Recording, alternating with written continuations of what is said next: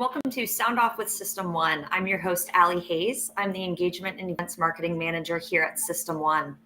System One is a leading provider of specialized, highly technical, outsourced services and workforce solutions to critical infrastructure, technology, life sciences, and government sectors. Founded more than 40 years ago, today System One operates in over 50 locations and at any given time has more than 9,000 active consultants on assignment working in the United States, Canada, and the United Kingdom. We're so glad you're tuning in for another episode of Sound Off with System One. We have a great topic for this week. We'll be discussing soft skills and why they matter. But before diving into that discussion, I'd love to make some introductions, starting with our team behind the scenes. First, we have Tracy McSheffrey. Tracy is our Senior Brand Manager. She'll be doing all things to make sure we have a smooth broadcast for you today. And we also have Karen Callahan, our Communications Marketing Manager, as well as Rich Weed, our Director of Marketing here at System One. They'll both be working the comments. So as you're tuning in, feel free to put in the comments where you're joining from and what you think the top soft skill is. As I said before, my name's Allie Hayes. I'm a member of the marketing team here at System One. I've been in this role for about 3 weeks now, so this is my first time hosting Sound Off. A fun fact about me, I am a big New York Giants fan. So I live down in Florida. I know I see the head shaking, Matt.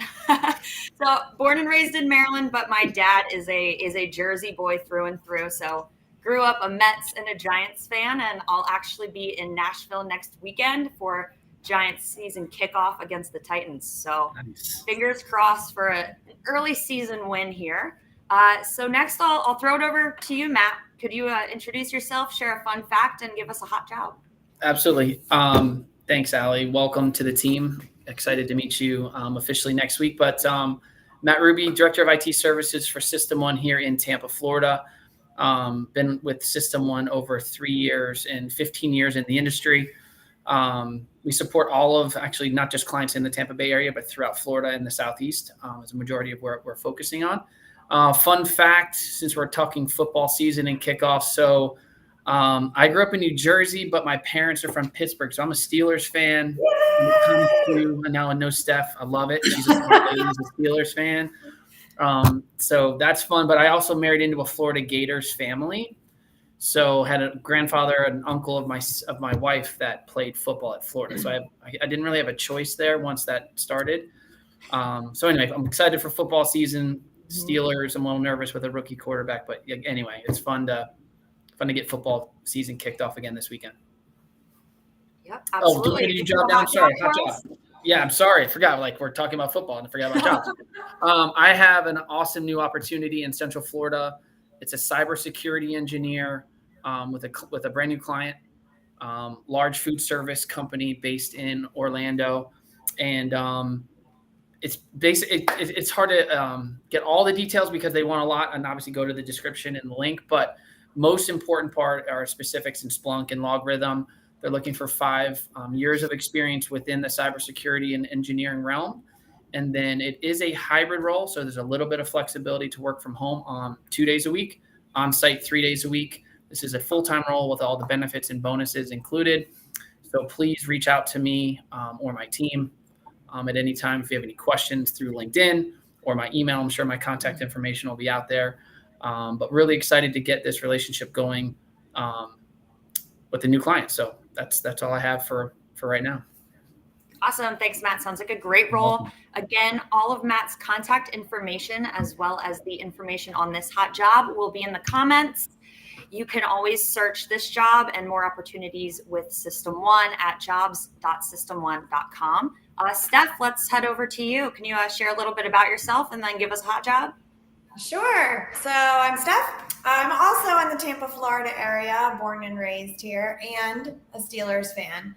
My dad was from Johnstown. So I still have the very old original Tom Brady jersey. I'm Terry Bradshaw. Terry Bradshaw, yes. Yeah, I'm thinking Tom Brady, of course, because of the Bucs. But anyway, Terry Bradshaw jersey. Okay, so fun fact about me. Let's see. I have 2 boys. I'm a working mom. My kids are 15 and 12. And this summer I felt like an Uber driver because at those ages, it was like, take me to the gym, take me to my friends, take me fishing. So I'm glad for them to be back in school. Let's see, hot job. So I'm actually several hot jobs. So in our group in clinical staffing, one of the hottest recs is a clinical trial manager or senior clinical trial manager. We have this position open at multiple different companies. You can see one of the positions here. So I put a link below. So hiring for senior clinical trial managers throughout New York and New Jersey. Some of the positions are remote, some are on site, some are a mix. There's more specifics regarding different therapeutic areas, etc. So check out this job and several of our other CTM jobs. Great. Thanks so much, Steph. Find Steph and Matt's contact information in the comments. You can search these hot jobs by their job ID at jobs.systemone.com, where you can learn more and apply directly. Alrighty, so let's get into the topic for this week. Again, we are talking soft skills and why they matter. So soft skills are more so less defined skills that often not only apply to or don't apply to just a specific job, but they're universal. They're more so your personality. So they go with you from job to job, career to career. Put simply, you could be a certified expert in your field or your industry, but it doesn't really matter if you can't work well with your team, your peers, or your leaders. So I'd love to hear some thoughts from both of you. Matt, I'll send it over to you first to get some thoughts on soft skills. Perfect. Yeah. So important in the competitive nature, at least in the IT field. I can't speak to the other verticals, but specific to IT, it's such a competitive market that the technical skills at this point are almost easier to identify. And the clients are getting even more specific on the soft skills, or I've even heard it as human skills that you need to bring to the table. So in those interview sessions that are somewhat tense or nerve-wracking for the candidate to go in, to be able to articulate, clearly communicate. I always hear about problem solving and adaptability and being open to feedback and coaching. Those are just some of the most important top 3 or 4 skills that we really promote with our candidates and help them as part of our partnership and interaction with them is we actually role play those with them so they're prepared to do that when they get to the client-facing part of the interview process. So, Steph, anything? I'm sure there's a lot more. Yeah. I'm sure our conversation will go on, but those are the 3 things or 4 things that I really focus on with my candidates, being able to articulate those appropriately. Yeah, I think you bring up a really good point that it's not just having the skills, the experience, but it's being able to sell yourself, right? Because you have to get into the job to prove that you have those experiences. So I think that's another part where soft skills really come in is during the interview process. So like you were saying about role playing, I do the same and I prep my candidates. So one quick tip or one thing that I think is a great tip to do is I just call it ABC. So when you're talking about your experience, it keeps it concise. And basically what you want to do is, while I was at company A, I did B, and the result was C. Mm-hmm. If you just kind of keep that frame of mind as you're talking, it keeps you talking in short sound bites. It keeps you concise. It lets interviewers follow along, like what position, how long ago, what were they doing, what was the situation. And I think the important part of that, right, is being able to concisely say, this was an issue and this is how I solved it. Because people don't want to just interview anymore and say, have you done this? Have you done this, right? Interviewing has become situational. And as you were talking about, being a critical thinker, being able to solve problems, being a good decision maker. So I think, practicing some of those skills and being able to articulate your experiences is really key. Yeah, those are great points. I love that acronym ABC, or not really an acronym that you use, but ABC to help with the soft skill of communication, which in turn helps you discuss all of your technical hard skills in an interview. So I think that's a really great point. Matt, did you have anything to go along with what Steph shared? Yeah, I think the also reading the room when you get into that interview session. I know a lot of our technical interviews are sometimes whiteboard sessions, less conversational, but if you're able to articulate things, your thought process through that process, that's a big deal.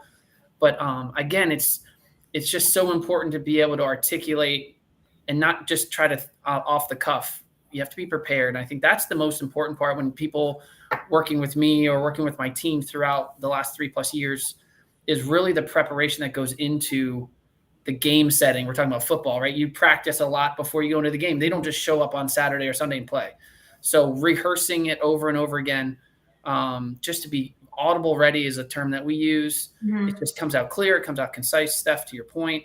And that just really shows well rather than a lot of pause. Now, pausing is not necessarily bad, but a lot of ums or a lot of uncomfortable silence is just something that you want to try to avoid in those interview sessions. So, it's funny you should say that. So I talk about prepping too, and I usually tell my candidates, I said, so think about the time of day when you do your best thinking. I like to go for a walk every evening. I do some of my best thinking on that walk. An interview is a time for you to showcase what you can do, right? And you want to be able to highlight certain accomplishments. In my very first question that I do when I'm screening candidates, I will just say, okay, so in the last 5 to 8 years, tell me 2 things that you're most proud of. They have to be able to tell that story about what they did. So what I tell candidates, again, to the prep, when you have a time of day that you're doing your best thinking, think about over the last 5 years, what are 2 or 3 things you're most proud of? I'm a lover of Post-it notes. I keep little Post-it notes right here, and I tell the candidates, jot down, do it on a Post-it note because it forces you to be concise, right? On a Post-it note, write some keywords, 3 to 4 bullets of things that you're most proud of, and keep that right next to you in your interview because you might get nice softball questions where you can easily touch on those. But if not, you still have a reminder there for yourself, I haven't yet talked about that one accomplishment. I need to find a way to bring it up. That's great. Perfect. Yeah, I know I can see in our comments here, we have Tanya down in Florida who does agree communication is a top soft skill to have. So I think this was very helpful and a great conversation. So anything else either of you want to share? I think lastly for me, I just have a bullet here. Speaking of Post-it notes, I use just a normal notebook, Steph. I don't use Post-it notes. Kind of old school that way. But I think in terms of also hard skills or the technical skills can be taught or trained, right? If you're able to relate to that panel or those people that you're interviewing for, I think you will even get the benefit of the doubt, knowing that you have some reason to be in that room, right? Some technical aptitude at certain levels. And even if you're lower there, but yet higher on listening skills, even when you're interviewing, do you let that person finish the question before you're not talking over people? All of these skills will go into your favor and deposit before in terms of that decision-making criteria that they're going into. Lower on skill, that's okay. You can teach that, train that, but soft skills, life skills, again, those are not necessarily easily trained. It's just who you are. So anyway, I use that because it's so vital to not rule yourself out just because you might not be qualified technically, but soft skill wise, you might be overqualified in a good way. You bring that up. I had a couple candidates I placed last year on a position. One was the position did require quite a bit of experience, right? But in this case, this person had what I was calling transferable skills. And I think it's to your point. Their soft skills, his ability to communicate and sell himself was really high.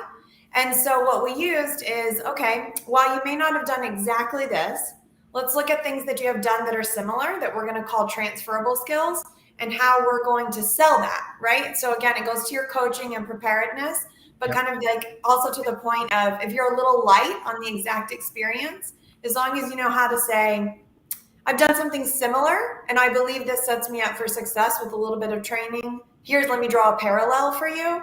I think that can also go a long way to let you stretch just a little bit sometimes for a job. Absolutely. Yep, absolutely. Well, thank you both, Matt and Steph, for joining us on Sound Off with System One. Thanks again to our team behind the scenes, making sure this all went smoothly. And thank you to you all at home for tuning in for another episode of Sound Off. We can see you again next week at 2 p.m. Eastern Daylight Time. Be sure to check us out on our YouTube channel for leadership and resume tips, leadership insights, as well as some success stories. So thanks again for tuning in, and we'll see you next week.